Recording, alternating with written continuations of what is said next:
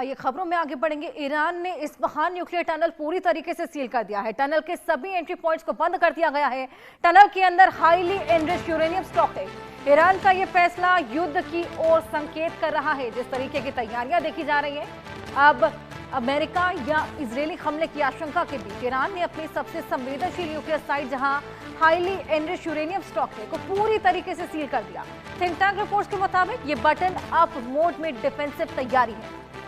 Tunnel में सभी entry points को बंद कर दिया गया है। हाईली एनरिच्ड यूरेनियम स्टॉक है यहाँ पर, और ये फैसला कहीं ना कहीं युद्ध की ओर संकेत कर रहा है। टनल के सभी एंट्री पॉइंट्स को बंद किया गया है।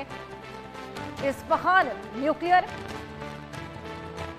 सभी एंट्री पॉइंट्स बंद कर दिए गए हैं। हाईली एनरिच्ड यूरेनियम है इन पूरी सुरंगों में, टनल्स में, जहां सभी एंट्री पॉइंट्स को फिलहाल बंद किया गया। जिस तरीके से अमेरिका की ओर से सैन्य बेड़ा आगे बढ़ रहा है, जिस तरीके से इजराइल की एंट्री भी हमने देखी, कहीं ना कहीं जंग की सुगबुगाहट तेज हो चली। एआई वीडियो में अमेरिकी युद्धपोत पर हमला। अब्राहम लिंकन कैरियर को डूबते हुए दिखाया। ईरानी ड्रोन्स के झुंड ने किया प्रहार। मिसाइल हमलों से अमेरिकी जहाज में तबाही। अमेरिकी सैनिकों में मची भारी अफरा तफरी। ईरानी नौसेना ने घेरे अमेरिकी सैन्य जहाज। अंत में अमेरिकी सैनिकों को बनाया बंदी। हमले के साथ दी भीषण युद्ध की चेतावनी। ईरान के इस 10 मिनट के वीडियो ने कूटनीति के गलियारों में आग लगा दी है। वीडियो में दिखाया गया है कि कैसे ईरानी ड्रोन्स और मिसाइलें अमेरिकी एयरक्राफ्ट कैरियर अब्राहम लिंकन पर काल बनकर टूटती है। ये सिर्फ एनिमेशन नहीं, बल्कि अमेरिका को ईरान की सीधी धमकी है।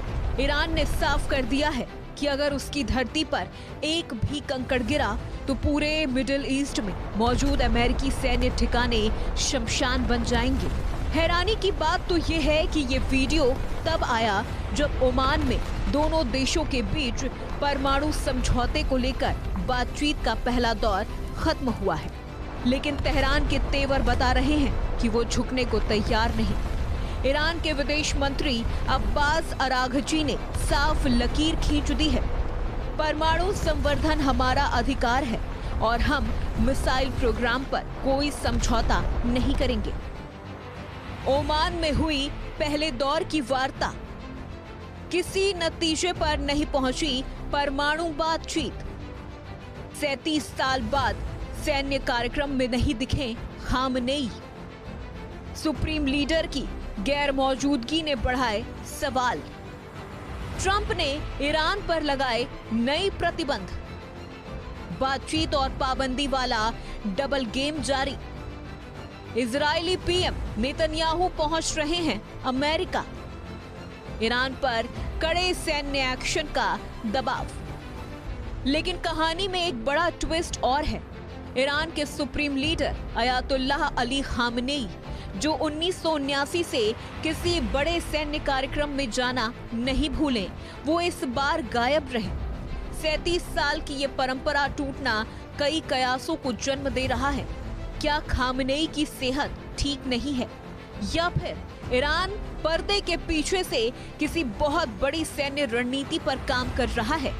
इधर अमेरिका का रुख भी दोहरा नजर आ रहा है।